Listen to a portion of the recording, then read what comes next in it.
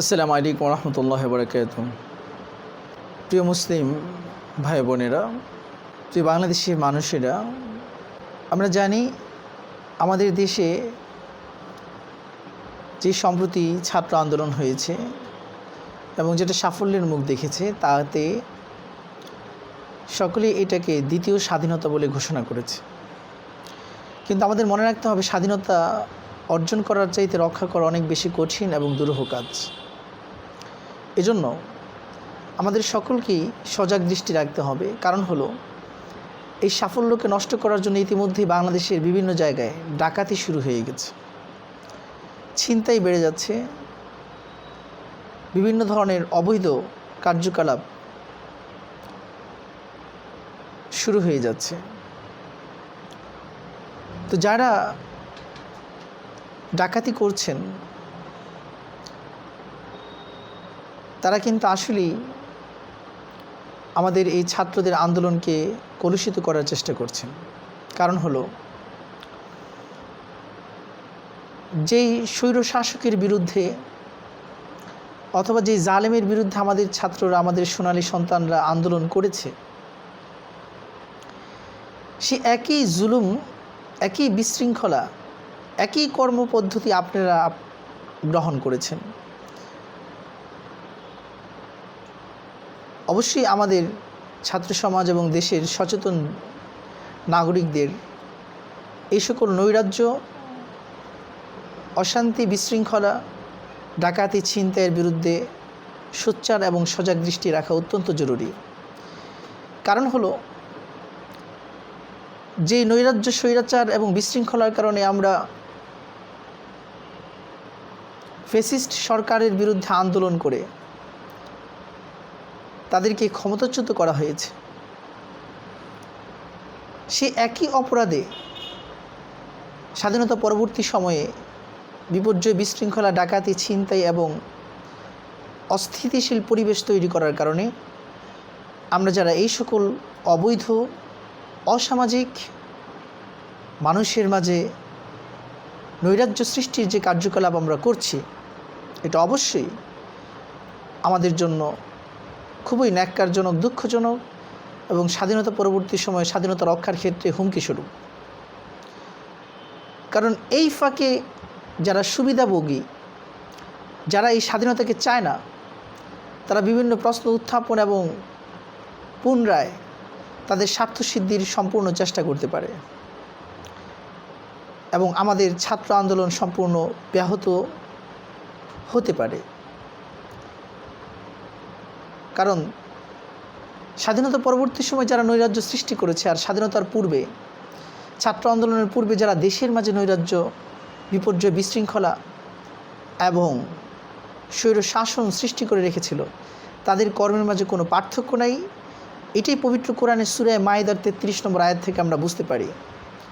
পবিত্র কোরআনের 6 নম্বর সূরা সূরাতুল মাইদার 33 নম্বর আয়াতে আল্লাহ সুবহানাহু ওয়া তাআলা বলছেন, আউযু বিল্লাহি মিনাশ শাইতানির রাজীম, ইন্নামা জাযাউল্লাযীনা ইউহারিবুনাল্লাহা ওয়া রাসূলাহু ওয়া ইয়াসআউনা ফিল আরদি ফাসাদান আন ইউকাত্তালু আও ইউসাল্লাবু আও তুকাত্তা'a আইদিহিম ওয়া আরজুলুহুম মিন খিলাফিন আও ইউনফাউ মিনাল আরদি ذلك لهم خزي في الدنيا ولهم في الآخرة عذاب عظيم। আল্লাহ সুবহানাহু ওয়া তাআলা কি বলছেন, খুবই মনোযোগ দিয়ে শুনি। পবিত্র কোরআনের সূরাতুল মাইদা 6 নম্বর সূরা 33 নম্বর আয়াত, নিঃসন্দেহে যারা জমিনের মাঝে আল্লাহ ও তার রাসূলের বিরুদ্ধে যুদ্ধ ঘোষণা করে, আবারও বলছি, নিঃসন্দেহে যারা জমিনের মাঝে আল্লাহ এবং তার রাসূলের বিরুদ্ধে যুদ্ধ ঘোষণা করে, ওয়াসআউনা ফিল আরদি ফাসাদান, এবং জমিনের মাঝে বিপর্যয়, বিশৃঙ্খলা সৃষ্টি করে, ফাসাদ সৃষ্টি করে, নৈরাজ্য সৃষ্টি করে, তাদের শাস্তি হলো আন ইউকাত্তালু, তাদেরকে হত্যা করে ফেলো। যারা ডাকাতি করছেন সাবধান, আপনাদেরকে ইসলামিক যে ল, সেটা হত্যা করার বিধান দেয়। রাষ্ট্রীয় আইন বাংলাদেশ সরকার যেটা আছে সেটি বাস্তবায়ন করবে। যদি ইসলামী খেলাফত থাকে তাহলে আপনাদেরকে সরাসরি হত্যা করে ফেলা হবে। যদি ভয়ঙ্কর ডাকাত হয়, যেই ডাকাতের হাতে মানুষ নির্মমভাবে নিহত হয়, যেই ডাকাত খুনি ডাকাত, তার বেঁচে থাকার কোনো অধিকার নাই। তাহলে যে সকল ভাইয়েরা স্বাধীনতা পরবর্তী সময়ে আমাদের দ্বিতীয় স্বাধীনতা 2024 সালে যে স্বাধীনতা আমরা লাভ করেছি স্বৈর শাসকের কবল থেকে, এই স্বাধীনতা পরবর্তী অর্জনে যদি তারা বাসাবাড়িতে খুন খারাপি করে ডাকাতি করতে গিয়ে, তাহলে অবশ্যই তাদেরকে হত্যা করা হবে। আও ইউসাল্লাবু আও তুকাত্তা আইদিহিম ওয়া আরজুলুহুম মিন খিলাফিন। তাদের আরেকটি শাস্তি হতে পারে, 1 নম্বর শাস্তি হত্যা যদি সে খুনি হয়ে থাকে, 2 নম্বর শাস্তি অথবা কঠিন ধরনের ডাকাত হয়ে থাকে, 2 নম্বর শাস্তি আও ইউসাল্লাবু, কিংবা তাকে শুলিতে চড়িয়ে দেওয়া হবে, যাতে মানুষের জন্য শিক্ষার উপকরণ হয়, ভবিষ্যতে কেউ ডাকাতি করতে সাহস না পায়।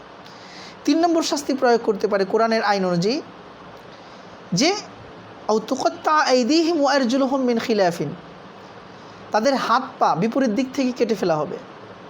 ডান হাত কাটলে বাম পা কাটবে, ডান পা কাটলে বাম হাত কেটে ফেলবে। এটা তার এমন শাস্তি যাতে ভবিষ্যতে সে হাত দিয়ে পা দিয়ে ডাকাতি করতে না পারে। আল্লাহু আকবার। আল্লাহ পাক কিছু অপরাধ যেটা বন্ধ করা যায় না, যেটা জেল জুলুম দিয়ে বন্ধ করা যায় না, যেটা আদালত দিয়ে বন্ধ করা যায় না, সেই অপরাধগুলো বন্ধ করার জন্য আল্লাহর আইনের দ্বারস্থ হতে হয়। তার মধ্যে একটি হলো ডাকাতি। এই ডাকাতদের 3 নম্বর শাস্তি হতে পারে যে তাদের বিপরীত দিক থেকে হাত পা কেটে ফেলা হবে। ফলে এক ডাকাত কেটে দিলে কোটি ডাকাত এ থেকে সচেতন হয়ে যাবে, সতর্ক হয়ে যাবে। আমাদের ব্রাহ্মণবাড়িয়া নাসিরনগর এরিয়া এবং সিলেট যেতে মানুষ এখনও পর্যন্ত বাসে রাতের বেলা ভয় পায়। সেখানে নাইট কোচগুলো রাতের বেলা পুলিশি পাহারায় সেই রাস্তা পার হতে হয়। চিন্তা করে দেখেন কি ভয়ঙ্কর ডাকু সেখানে পড়ে। অনেক মানুষ তার সর্বস্ব হারিয়ে নিঃস্ব হয়ে কান্নাকাটি করে, রাস্তায় গড়াগড়ি খায়, এমনও দেখা গিয়েছে। তাহলে এটা হলো তাদের 3 নম্বর শাস্তি। ডাকাতদের চতুর্থ কিংবা যারা জমিনের মাঝে বিপর্যয় বিশৃঙ্খলা নৈরাজ্য সৃষ্টি করে, তাদের 4 নম্বর শাস্তি আও ইউনফাউ মিনাল আরদি, জমিন থেকে তাদেরকে দেশান্তর করা হবে, দেশ থেকে তাদেরকে বের করে দেওয়া হবে। তো আমাদের প্রাইম মিনিস্টার শেখ হাসিনা বের করে দেবে করে তো নিজেই পালায়ে গেছেন। তো যাই হোক, আমার কাছে মনে হয় এটাও একটা শাস্তি তিনি পেয়ে গেছেন তার বিপর্যয়ের, যে তিনি তার দেশের মাঝে থাকতে পারলেন না। আমাদের কাদের সাহেব তিনিও তো থাকতে পারলেন না, যিনি বলেছিলেন এই দেশ ছেড়ে আমরা কখনো পালাবো না। তাকেও শেষ পর্যন্ত নিশ্চুপে নীরবে নিভৃতে পালিয়ে বেড়াতে হয়েছে। আসলে এগুলো আমাদের জন্য শিক্ষা। ভবিষ্যতে যারা আমরা শাসক হব, তারা কখনো এমন কাজ করব না যে পরবর্তীতে আমার মাটির মাঝে, আমার দেশের মাঝে, আমার জন্মভূমির মাঝে আমার থাকার সাহস হবে না। আল্লাহ ইয়াজুবিল্লাহ, আল্লাহ পাক আমাদেরকে সেই ধরনের পরিস্থিতি থেকে হেফাজত করুন। এজন্য প্রিয় বন্ধুরা, যে আমরা যারা ডাকাতি করছি তারা সাবধান হয়ে যাই, আর যারা এলাকার মাঝে আছি ডাকাতদেরকে সহযোগিতা করব না। আমরা বরং যারা ডাকাত আসবে তাদের বিরুদ্ধে সর্বাত্মক প্রতিরোধ আমরা গড়ে তুলব। কোনো ধরনের ছিনতাইকারী, চোর, বাটপার, ছিটার, নৈরাজ্য সৃষ্টিকারী, সমাজের মধ্যে বিপর্যয় বিশৃঙ্খলা সৃষ্টিকারীকে আমরা আশ্রয় দেব না। কারণ বিখ্যাত কবি বলেছেন, অন্যায় যে করে আর অন্যায় যে সহে, তব ঘৃণা তারে যেন তৃণসমদহে। অন্যায়কারী আর অন্যায় সহ্যকারী উভয় সমান। সুতরাং কোনো বাসায় ডাকাতি পড়ছে, আমার সামর্থ্য আছে, আমি দূর থেকে তামাশা দেখছি, নাউজুবিল্লাহ, আমরা এই কাজ করব না। অযথা কোনো বাসা বাড়িতে আগুন লাগাবো না। এই ধরনের বিপর্যয় বিশৃঙ্খলা থেকে আমরা নিজেদেরকে নিবৃত রাখবো। আমরা সচেতনতার সাথে খুবই সাবধানে আমরা সমাজের মধ্যে নিজেদের প্রতিটা পদক্ষেপ ফেলার চেষ্টা করব, যাতে করে কেউ আমাদেরকে আমাদের কর্মের কারণে আঙ্গুল তুলে ইঙ্গিত করতে না পারে, আমাদেরকে বিপর্যয় বিশৃঙ্খলা সৃষ্টিকারী হিসেবে চিহ্নিত কিংবা সমাজের মধ্যে এই ধরনের কোনো বিষয় আমাদেরকে অবহিত করতে না পারে। সে বিষয়ে আমাদেরকে অবশ্যই 100% সচেতন সতর্ক থাকতে হবে ইনশাআল্লাহ। আল্লাহ পাক বলছেন এটা কেন, এই 4টি অপরাধের শাস্তি, 4টি শাস্তি দেওয়া হয়েছে। এগুলো কেন? যালিকা লাহুম খিজুন ফিদ দুনিয়া, এটা তাদের জন্য দুনিয়াতে অপমান। আল্লাহু আকবার। চিন্তা করে দেখেন, আজকে আমাদের বাংলাদেশের একসময় দুর্দান্ত প্রতাপশালী, যাকে কেউ কেউ বলেন ফেরাউনের চাইতে শক্তিশালী শাসক, আয়রন লেডি হিসেবে যাকে অবহিত করা হয়েছে সারা বিশ্বে, সেই প্রাইম মিনিস্টার শেখ হাসিনা পর্যন্ত তার দেশের মাঝে থাকতে পারলেন না। সেই সাহসটুকু তার নাই, সেই শক্তিটুকু তার নাই। আজকে তাকে খুনি হাসিনা হিসেবে অবহিত করা হচ্ছে। কেউ কেউ বলছে এভাবে পালিয়ে বেড়ার চাইতে তার মরে যাওয়া ভালো ছিল, আত্মহত্যা করা ভালো ছিল। নাউজুবিল্লাহি মিন যালিক।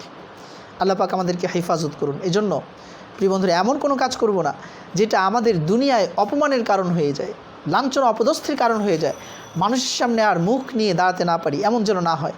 ওয়ালাহুম ফিল আখিরাতি আযাবুন আযীম, আল্লাহ পাক বলে দিয়েছেন। আর আখিরাতে, মৃত্যু পরবর্তী জিন্দেগিতে, আখিরাতে তাদের জন্য রয়েছে বিশাল আযাব, কঠিন আযাব। আল্লাহ পাক আমাদের সকলকে এই ধরনের বিপর্যয়, বিশৃঙ্খলা, ডাকাতি, রাহাজানি, ছিনতাই, চুরি, বাটপাড়ি, অন্যের ঘরে আগুন লাগানো, সমস্ত বদ আখলাক থেকে আমাদেরকে হেফাজত করুন। আমাদের বাংলাদেশকে সুজলা সুফলা শস্য শ্যামলা সুন্দর একটি বাংলাদেশ হিসাবে গড়ে তোলার তৌফিক দান করুন।